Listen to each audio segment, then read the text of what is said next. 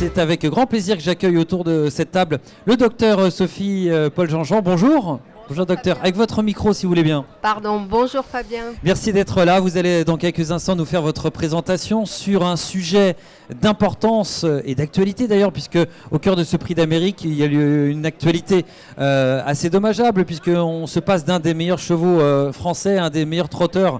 C'est étonnant, qui a subi une crise, les ulcères au cours de l'automne, qui a un petit peu de mal à s'en remettre. Il revient, mais trop court pour participer au prix d'Amérique. Donc c'est vraiment un sujet extrêmement central et d'actualité qui concerne tous les professionnels. En tout cas, ils essayent de ne pas être trop concernés, mais qui sont toujours inquiets que ça puisse les concerner. Et on a la chance aussi d'avoir un professionnel autour de cette table très porté sur le sport. Il adore les sportifs de haut niveau et c'est pour ça qu'il est entraîneur. C'est Antoine Marion. Bonjour Antoine. Bonjour Fabien. Merci d'être là avec nous aussi autour de cette table. Et puis également un vétérinaire. J'ai un autre vétérinaire. C'est Loïc Valois. Bonjour Loïc. Bonjour Fabien. Vous allez nous apporter également vos lumières autour de ce sujet. Les ulcères, ça touche tous les chevaux ou pas, docteur? C'est ma première question. Eh bien, tout à fait. Potentiellement. Potentiellement tous les chevaux. Évidemment, plus les chevaux performeurs, les chevaux de course ou les chevaux de sport qui travaillent à des niveaux intenses de leur sport. Mais ça peut potentiellement toucher toutes les catégories de chevaux. Pour simplifier, plus on monte dans les tours, plus on est sensible aux ulcères, parce qu'on est plus sur la corde raide du sportif de haut niveau, c'est un peu ça? Exactement, les deux facteurs clés de risque sont l'entraînement et le niveau d'entraînement et l'alimentation qui sont facteurs de risque de ces ulcères. Deux périodes dans cette équirencontre. La présentation tout de suite de Sophie Jean-Paul pour nous présenter ce sujet. Et puis après, on se pose des questions, on échange tous les quatre pour mieux comprendre comment le régler, comment l'anticiper peut-être aussi, peut-être voir les premiers signes, ces fameux signaux faibles pour être à l'heure au rendez-vous et surtout le mieux traité possible pour être là au plus près de nos chevaux qu'on aime tant et dont on a besoin qu'ils soient performants. Au top. On vous écoute, docteur. Merci Fabien. Donc je vous parle de ces ulcères, facteurs de contre-performance chez les chevaux de course. Et quand on parle de contre-performance, on définit cela comme une incapacité à reproduire les performances sportives au niveau attendu déjà réalisé. Donc les causes de contre-performance sont nombreuses. En numéro 1, les boiteries, les affections orthopédiques. Et puis au niveau médical, les affections respiratoires comme l'asthme ou l'hémorragie pulmonaire induite par l'exercice. Et en troisième position, ces fameux ulcères gastriques qui ont une prévalence très élevée, une fréquence très élevée. Alors, comme on disait à l'instant, quand les chevaux ne sont pas à l'entraînement intensif, on a quand même déjà une prévalence de 38 à 56%. Et par contre, plus on monte dans l'entraînement et le niveau sportif, la prévalence augmente et on peut arriver chez les trotteurs à 88% des chevaux qui peuvent être touchés par ce syndrome ulcératif. À différents stades, c'est peut-être ce que vous allez nous expliquer dans quelques instants. C'est-à-dire que, est-ce qu'on considère que parfois ça peut être un mini-ulcère qui n'a pas vraiment de conséquences? On le définit comme un ulcère ou c'est quand c'est déjà sérieux? Alors, tout à fait, on a différents grades dans les ulcères, mais par contre, on n'a pas toujours de corrélation entre les signes cliniques, la manifestation clinique et la gravité des ulcères. On a des chevaux plus sensibles que d'autres à la douleur. Oui, c'est un premier chiffre qui m'interpelle, 82%. Donc, on ne va pas dire tous pour être très scientifique. On est avec des scientifiques, il faut que je fasse attention.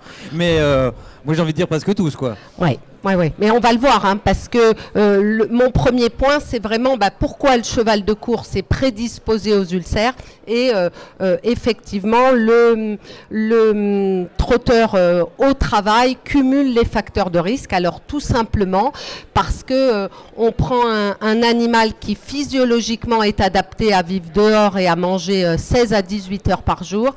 et du fait des contraintes sportives, eh bien, on le met au box et on le fait travailler, hein, c'est son but, mais cela induit le fait de cumuler les facteurs de risque. Donc des chevaux qui sont en exercice intense plus de 4 à 5 jours par semaine, et on sait que l'exercice intense va réduire le flux sanguin au niveau gastrique. Donc c'est un peu le phénomène qu'on rencontre chez les sportifs humains de haut niveau, comme les cyclistes par exemple, hein, avec des problèmes gastriques lors des efforts intenses. Les footballeurs comme les propriétaires chez Antoine. Voilà, complètement. Voilà, mal au ventre. Donc ces chevaux sont amenés à être transportés très souvent. Évidemment, ils sont en course avec des changements d'habitude dans la régularité de leurs habitudes. Ils vivent en boxe le plus souvent, hein, on vient de le voir. Et puis, donc, le premier paquet de facteurs de risque, c'est bien l'entraînement, et puis après, bien sûr, les facteurs alimentaires, parce que comme ces chevaux sont des sportifs qui ont besoin de beaucoup d'énergie pour travailler, ils sont souvent alimentés avec des concentrés riches en amidon, et l'amidon est un facteur de risque important. Pas toujours du foin à volonté, pas toujours un accès à l'eau quand notamment ils vont dehors, et donc des périodes de jeûne intermittent. Et enfin, dernier facteur de risque, ces chevaux peuvent être amenés à avoir des douleurs orthopédiques, donc ils pourront être soignés avec des anti-inflammatoires non stéroïdiens, c'est bien connu en médecine humaine, qui peut être un facteur de risque des ulcères. Donc, qu'est-ce qu'un ulcère gastrique? Voilà, on va y venir. Donc, en fait, juste un petit rappel. Là, je vous ai remis un schéma de l'estomac du cheval. Et en fait, pour bien visualiser un estomac de cheval, il faut utiliser une technique, la gastroscopie. Hein, c'est une caméra. On regarde l'intérieur de l'estomac et on voit qu'on a deux parties. La muqueuse non glandulaire squameuse qui est au-dessus, qui a une muqueuse très très fine, et en dessous on a ce qu'on appelle la muqueuse glandulaire, hein, on voit cette muqueuse rouge dans laquelle qui baigne dans les fluides gastriques très acides. Donc cette muqueuse est protégée par une barrière de mucus et de bicarbonate, mais quand on a des trous dans la protection, c'est là qu'apparaissent les ulcères. Et au niveau de la muqueuse squameuse, elle n'est pas protégée, donc quand ce liquide très acide vient éclabousser les parois de la muqueuse, eh ben on a proprement parlé une brûlure de cette muqueuse squameuse. Donc des ulcères squameux à ce niveau-là et des ulcères à la sortie de l'estomac au niveau de la muqueuse glandulaire, au niveau du pylore. Voilà. Et alors, ce qui est très intéressant de savoir, c'est que contrairement à l'homme, l'estomac du cheval produit en continu toute la journée de l'acide chlorhydrique. Et alors, dans la nature, cet acide chlorhydrique est neutralisé par les bicarbonates que fabrique la salive, qui sont dans la salive, comme il mange tout le temps. Et quand il est en boxe, il ne mange pas tout le temps, donc on a de l'acidité. Donc on voit là, au niveau de la muqueuse glandulaire, les cellules de la paroi vont fabriquer de l'acide, et c'est cet acide, vous voyez, qui va aller éclabousser la paroi squameuse et brûler cette paroi squameuse. Donc cet acide, il est fabriqué par des cellules particulières et par une pompe à protons qui fabrique cet acide qui se libère dans l'estomac. Voilà, là, vous voyez les images, hein, le liquide acide qui vient éclabousser la muqueuse, et on a une brûlure de la muqueuse, et ça fait mal. Voilà, donc, bien le croire. deux muqueuses, deux syndromes, hein, au niveau de la muqueuse squameuse avec ces brûlures, et au niveau de la muqueuse glandulaire avec des gros ulcères au niveau de la sortie de l'estomac, au niveau du pylore, et le traitement sera un petit peu différent entre les deux syndromes. Voilà, encore une image d'un ulcère pylorique. Donc là, on comprend que ça fait mal et que le cheval ne fonctionne pas normalement et que c'est douloureux. Donc, quelles conséquences? Eh bien sûr, on a des troubles généraux et digestifs, hein, donc des chevaux qui peuvent maigrir, qui peuvent avoir un poil terne, des crottins mous, alternance crottin mou, crottin bien formé, de la diarrhée. Et ce qui est assez caractéristique, c'est l'appétit capricieux ou sélectif. Qu'est-ce que vous appelez un appétit capricieux? Eh ben, d'abord, parfois on voit qu'il a faim quand on distribue les aliments, mais on sent que le cheval répugne à manger parce que finalement il sait que ça va lui faire mal de manger. Ou alors il veut manger certains aliments et pas d'autres. D'accord. Hein. Okay.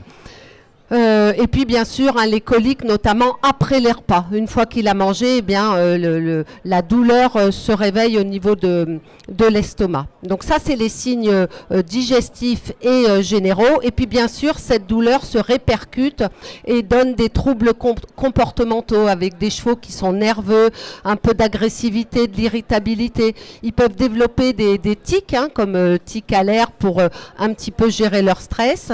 Les bâillements, le grincement de dents est assez caractéristique.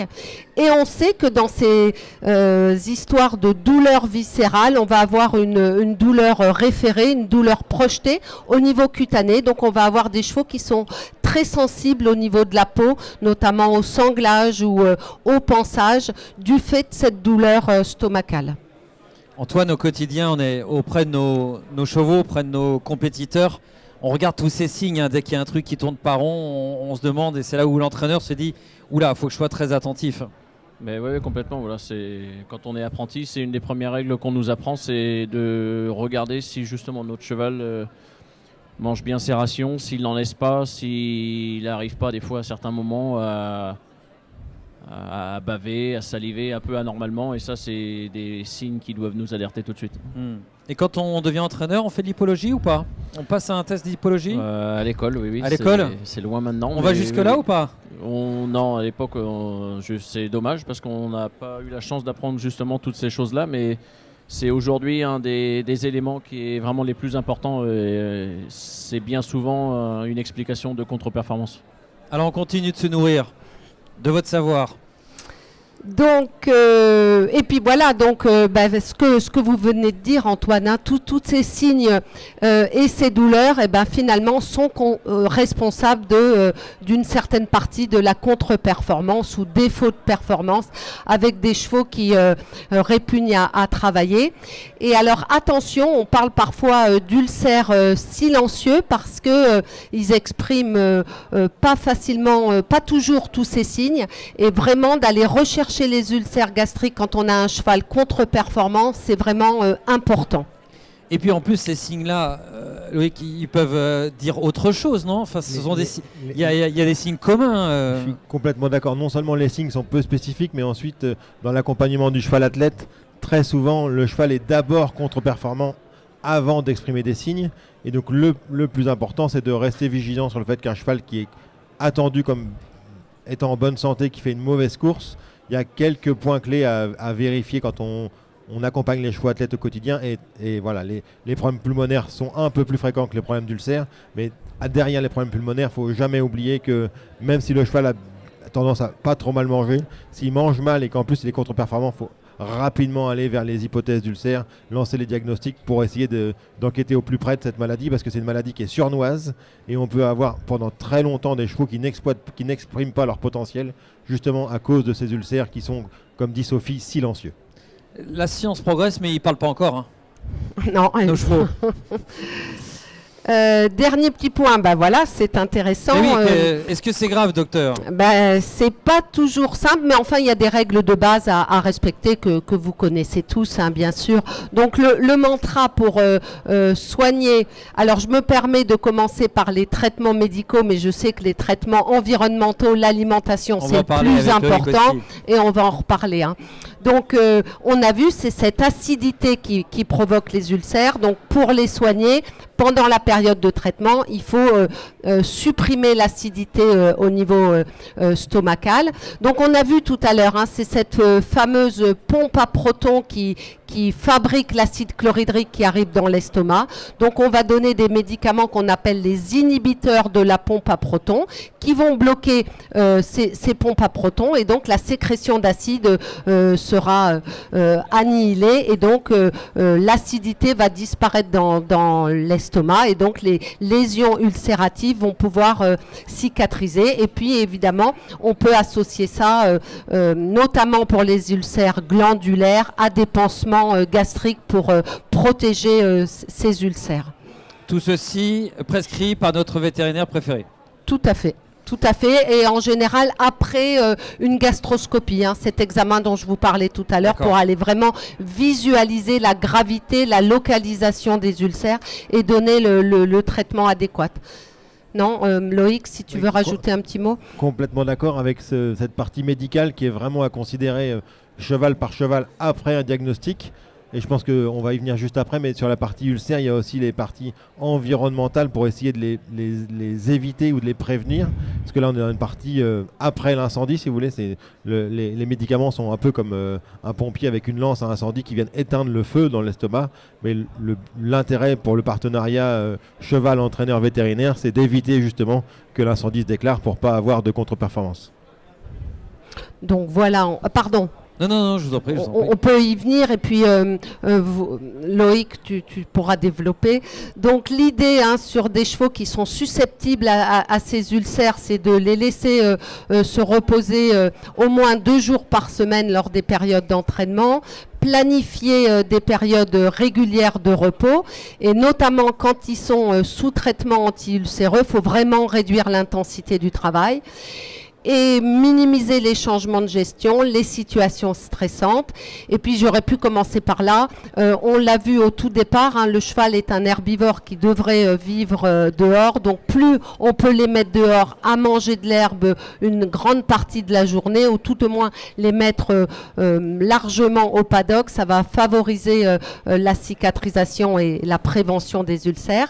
Et un dernier petit point qui, je pense, est très important.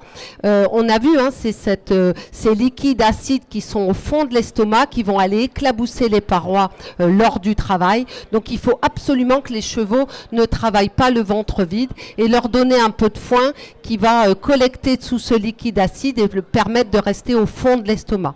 Donc est-ce que ce sont des choses qu'on acquiert avec l'expérience à Antoine? Est-ce que c'est des choses est-ce qu'il y a de l'inné, de l'apprentissage? Quel est ton point de vue sur ces mesures environnementales? Bien souvent, on apprend de nos erreurs. Et il est vrai que souvent les chevaux ulcéreux sont souvent des chevaux qui manquent d'état, et on a bien souvent tous fait un peu l'erreur de dire mon cheval est pas beau, je vais augmenter la nourriture pour qu'il prenne de l'état, et la connerie est là, c'est qu'il faut justement d'abord répartir en plusieurs repas de plus petites doses plutôt que de lui remplir le ventre avec une grosse ration, et bien souvent justement c'est là qu'ils finissent pas et ils se font mal. Et comme nous, ne pas travailler le ventre vide. Je m'en souviendrai. Et voilà, c'est exactement ça. Les mesures alimentaires, c'est vraiment le plus important. On a vu, c'est l'amidon qui est l'ennemi de l'estomac. Donc on est obligé de leur en donner, mais il faut vraiment minimiser ces quantités d'amidon par jour et par repas. Comme vous le disiez, Antoine, fractionner les apports en plusieurs repas. Donner énormément de foin. L'alimentation de base d'un cheval, c'est le foin. On peut rajouter du foin de luzerne qui a un effet protecteur pour les ulcères. Et quand on a besoin d'augmenter le niveau énergétique de la ration, plutôt que d'augmenter l'amidon, on peut apporter de l'huile pour enrichir la ration. Donc là, on est dans la nutrition. Tu travailles avec un nutritionniste, toi, Antoine? Comment tu fais? Oui, j'ai la chance d'avoir un nutritionniste qui est en lien avec mon fournisseur d'aliments, et tout est pesé, tout est pesé en fonction de chaque cheval. Il vient régulièrement voir les chevaux, l'état des chevaux, le poil, la matière grasse un peu qu'ils en ressortent, et ils arrivent à peu près à juger le poids de forme du cheval. Donc je vais conclure, puis comme ça après on pourra rediscuter. Donc c'est un syndrome fréquent, ce syndrome ulcératif gastrique. Donc les 2 facteurs de risque clés, c'est bien l'entraînement et l'alimentation. Et attention, comme le disait Loïc, c'est souvent sous-estimé et responsable de contre-performance. Donc après il faut passer par l'étape incontournable de la gastroscopie. Ça coûte cher une gastroscopie. Alors là, je vais me tourner vers Loïc. Ça coûte entre 150 et 200 euros. Voilà, pour avoir vraiment l'état des lieux de la vidéo complète de l'intégralité de l'estomac, qui permet à la fois de statuer sur ce qu'on a vu sur les ulcères de la partie haute, donc les ulcères glandulaires, et aussi ce qui est très important, c'est les ulcères non glandulaires, et les ulcères de la sortie de l'estomac, qui sont un peu plus difficiles à diagnostiquer, un peu plus silencieux pour les entraîneurs, et à mon avis aussi très important pour expliquer la contre-performance. Voilà, donc la pierre angulaire du traitement, c'est toutes ces mesures environnementales et l'alimentation qu'il faut bien repenser. Et après, au niveau du traitement médical, l'idée c'est de supprimer cette acidité gastrique. Voilà, et tout ce que l'on fait, c'est dans le but de rendre compatibles les performances et le bien-être du cheval. Merci pour cette présentation, docteur. Rendre compatibles les performances et le bien-être. Alors on peut passer peut-être 2 heures, mais on les a pas. Mais on est en plein dedans. C'est exactement le sujet, bien sûr, aussi du savoir, de l'intérêt de comprendre tout cela. Est-ce qu'on a des questions, Antoine? Moi, j'avais pas mal de questions, parce que, en toute franchise, je découvre plein de choses. Je suis pas un homme de cheval à la base. Quelles pourraient être les premières questions? Est-ce que ça fait peur déjà, tiens, pour un entraîneur, un cheval qui a... Oui, aujourd'hui ça fait partie des vrais soucis où avec le temps on s'est rendu compte qu'on avait de plus en plus de chevaux qui étaient atteints malheureusement par les ulcères. Et bien souvent, voilà, on a vu des chevaux être très contre-performants, s'arrêter, effectuer différents examens et au final on s'apercevait qu'ils étaient justement contre-performants à cause de ça. Loïc, quelle est la marge de manœuvre qu'on a? Est-ce que c'est sur l'environnement? Est-ce que ce sont sur les mesures environnementales? Clairement, nous on accompagne des professionnels toute la journée et on a une grande conscience de l'accélération des chronomètres, la nécessité d'un travail à la fois intensif et régulier pour avoir des chevaux de haut niveau. Les contraintes, ça soit de place, les contraintes d'espace, les contraintes de vie au box pour le confort du cheval sont assez importantes. Donc on a une partie, évidemment, je suis d'accord avec Sophie, il faut essayer de les mettre au maximum dehors. Et quand vous n'avez pas de paddock avec de l'herbe, s'ils sont dehors, juste au paddock en sable, surtout ne pas négliger qu'ils aient accès au foin en permanence. C'est-à-dire même dans une vie au box, si toute la journée, tout le temps, ils peuvent consommer du foin régulièrement. Alors on commence, c'est de moins. Il y a quelques années, on voyait encore des chevaux qui n'avaient pas de foin parce qu'il ne fallait pas qu'ils aient le gros ventre et tout ça. Donc, même on en voit beaucoup moins. Donc, l'accès en permanence à quelque chose à manger pour un cheval qui, dans la nature, doit manger 18 heures, c'est très important. C'est la première mesure. Voilà. Sous quelque forme que ce soit, le ballot. Quelque forme que ce soit. Voilà. Il n'y a jamais d'excès de foin. Voilà. Okay. Il y a beaucoup, comme disait Antoine, ce qui est en train de rentrer dans les mœurs, c'est qui est un peu nouveau, c'est qu'avant, quand les chevaux n'étaient pas beaux, on nourrissait plus. Donc on aggravait les ulcères. Aujourd'hui, les entraîneurs commencent à se rendre compte que quand les chevaux ne mangent pas bien les granulés, s'ils ont des ulcères, il faut plutôt nourrir moins, voire beaucoup moins, et surtout beaucoup plus souvent. Voilà. Et donc dans la composition aussi des aliments, il y a une transformation, un bouleversement qui est en train de se faire avec à la fois les connaissances qui s'accumulent et puis les industriels qui sortent des aliments qui sont designé pour les ulcères gastriques, mais en gros le secret, ce qu'a dit Sophie, c'est la luzerne, voilà, l'adjonction de foin de luzerne qui est très riche en calcium, et le calcium est très anti-acide naturellement, donc a un effet quand même très intéressant. Et puis ce que moi j'utilise beaucoup au quotidien en plus comme alimentation, c'est la pulpe de betterave. C'est que les betteraves, c'est en fait c'est assez énergétique et ça contient pas d'amidon, ça contient des fibres solubles et ça permet d'apporter à côté de la matière grasse. Donc en troisième point, l'huile. On a avec ces 3 aliments à essayer de diminuer au maximum la quantité d'amidon dans les rations des chevaux pour limiter au maximum la baisse du pH, donc l'augmentation de l'acide, pour limiter les ulcères. Et c'est vraiment à la fois et le dernier point très important dans l'entraînement du quotidien, c'est de, même le premier lot du matin, s'astreindre à ce qu'il n'aille pas le ventre vide travailler. Voilà, parce que vraiment l'effet captation du liquide acide et l'effet lest dans l'estomac est assez important pour limiter l'explosion des acides partout dans l'estomac. Sophie, vous vouliez ajouter quelque chose? Non, je suis complètement d'accord. C'est vrai qu'il y a vraiment une amélioration des connaissances et des pratiques sur cette prise de conscience que l'amidon est l'ennemi numéro 1 de l'estomac du cheval. Est-ce que ça va en contradiction avec des obligations du quotidien, Antoine, ou est-ce qu'aujourd'hui ça fait partie de la to-do list, de mon planning du jour, que de savoir faire tout ça? Parce que j'entends bien, et vous avez des propositions théoriques, et c'est pour ça qu'on vous écoute et qu'on a besoin de savoir, mais en même temps, au quotidien, les sortir autant qu'on voudrait les sortir, les nourrir autant qu'on voudrait les sortir, avoir les paddocks bien herbés, j'entends bien, mais tout le monde ne peut pas forcément l'avoir. Donc, est-ce qu'il y a des contradictions avec une réorganisation à avoir, de passer, c'était un peu la facilité d'avoir 2 repas par jour, de passer à 3 repas. Aujourd'hui, on a un système de course où on court à différents horaires. On va avoir des chevaux qui vont courir à 11h le matin ou à 11h le soir. Donc voilà, on s'inspire aussi moi, personnellement, je m'inspire du monde sportif. Voilà, un sportif, il va manger tant d'heures avant une course. Je sais que moi, c'est pareil. On ne mange pas tous à la même heure. Un cheval qui va courir à 18h30, eh ben, il ne va pas manger à midi.